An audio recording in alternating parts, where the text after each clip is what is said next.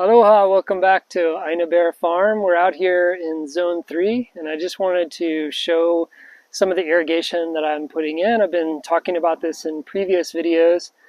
Zone 3 is an area where we have some established fruit trees already and we're expanding, but being that it's a little farther from the house, it was getting to be quite a pain to water, especially during drought times. And so we're putting in an irrigation system to make it a little bit easier to deal with, to just kind of turn it on while we go and do other things.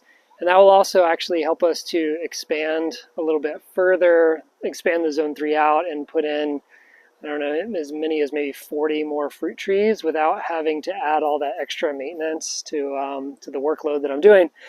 So I've got right here the main valve where it all kind of starts. Up here, hey, pull it over here. We've got the main water line. So this is 1 inch. We call it Driscoll pipe often, but it's like just a poly pipe that's super high PSI rated. And I've got a metal shutoff valve. I was using plastic and PVC previously, but found that the life of it didn't last very long. So I switched over to metal, a little more expensive, but probably worth it in the long run. And I think I'm just going to build a little, like a metal box around this to just kind of protect this from getting overly weathered. This is a filtration system. I get these from dripdepot.com. You know, obviously not sponsored by them or anything, given my subscriber size, but I just think they're great. I order from them. I think they're out of Oregon. We're obviously here in Hawaii. It usually comes in like 3 days. The shipping's not that bad. So I get a lot of my stuff from them. I've got a 4-way channel here that I can turn each on and off. And what I'm doing is I'm running these to specific zones. And so this first one that's being put in will have 3 lines ultimately. And that's going to water about 15 fruit trees to start with. I may add on to that. And so I can turn on just 1 line at a time if I like, or 2 at a time, depending on just how the pressure is. And I'm going to test that when everything's up and running. And so each one of these will have like basically 15 to 20 fruit trees on it. And so let me kind of walk you through the rest of the system, and then I'll show you how we set it up at each fruit tree, and then we'll wrap this. So give me just a second and I'll show you the rest. Okay, here's where you can see where we come down the hill. We make a T-junction to 3/4 inch. And then this is all trenched. And so that's where we started, just right up there. Eventually I'll fill in the trench, and that way I don't have any concern of like running over it with the mower. So we're running this trench all through Zone 3. This is kind of like the newer area of Zone 3. So like you can see, ice cream bean pretty small, whereas ice cream bean decent size. It was planted much sooner. Gliricidia, very small. So we've got this trench running. Okay, now here's a fruit tree that's been planted. It's a sapodillo, and all my fruit trees, if you haven't noticed in previous videos, have rings of wood around them. And so like this one's actually already got a drip line installed, just runs under there. And you can see part of that drip line right here. This 3/4 inch drip emitter is about every 6 inches, I believe. Also ordered that from Drip Depot because even with the shipping costs, it's still more efficient than getting it anywhere on the island here. There's a Rollinia. That one's got a line hooked up, which you can see. And we're coming right here to the end, and I'll just kind of show you how we get this line hooked up for this yellow jaboticaba, and then we'll wrap this video up. All right, this is our 3/4 inch drip line, and this is, I think, 500 feet is what I got. And I got a few of these and just kind of measured out beforehand how much I was going to need so I could keep the shipping costs as low as possible.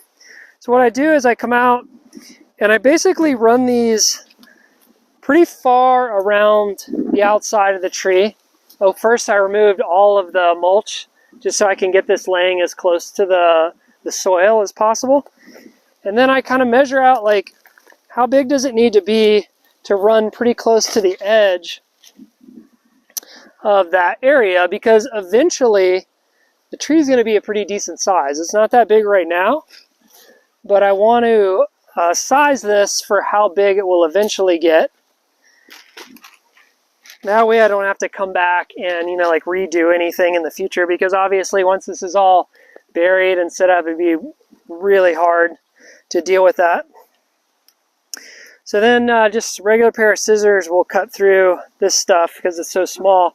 I cut it about halfway between the drip emitters so that I don't have to worry about like cutting into that and creating potential for leaks or anything. And then there's just two little connector pieces that are important for this phase, and I'll show those to you here. You also have to make sure you put an end cap on the 3/4 inch main line itself. Otherwise the water is obviously just going to go flying out. And then I also have to put a little bit of extra tubing with an end cap down on that part. It's temporary until I kind of move down to the next line, and I just move it every time. So what I've got here, this is a 3/4 inch end plug, or sometimes called a goof plug, because if you mess up stabbing a hole in something and you want to plug it, kind of goof up and get those. And these are the little junctions that will connect the 3/4 inch into your mainline tubing. So I'm going to go ahead and set that up. Super easy. This just gets nestled in there. And then you have these tools for poking holes in your mainline, and you just got to make sure you have the right size. I have a few different sizes of these, but this is the 3/4 inch with the little sharp end there. And I just kind of line up around where I want it, push that through, and put that underneath there so that I can eventually bury it. Push it into the main line. We're good to go there. And then the little end plug or goof plug just goes right on the back there. So the hard part, is digging the trench, getting rid of some of this grass so that I could actually install the thing. Once you get to that point, the rest is pretty simple. I mentioned, that I was sizing this for how big it would eventually get, but since it's not that big right now, what I'm going to do is just kind of lay this out pretty close to the current drip line of the plant, and then we can just kind of double it up in some of the areas, so like it'll get a little bit of extra water, but that's totally fine. So it'll just kind of coil like that, and then as the tree grows, I can come back in the future and expand it out. Who knows, I may not actually need it much in the future once the trees get more established and their roots are really running and all this grass is under control, and I've got a nice full shade canopy and deep mulch and organic matter in the soil. That's the goal, that I won't have to irrigate all that much even during times of drought. Anyways, I just wanted to show the progress that we've been making here. We've done 2 of these lines. I've got 10 more to go. So it's going to be a long few weeks digging these and getting them in, but it'll be really worth it once I don't have to stand out here with a 400-foot-long hose going from tree to tree and spending, I think it takes me about 16 total hours to water, so that'll cut into that quite a bit. Let me know in the comments section if you have questions or suggestions, wonderings, anything. I hope you found this interesting, and we'll update you soon with some other cool content, some tours, show you what's growing, and other things that might be of interest to you. And until then, aloha from Ina Bear Farm.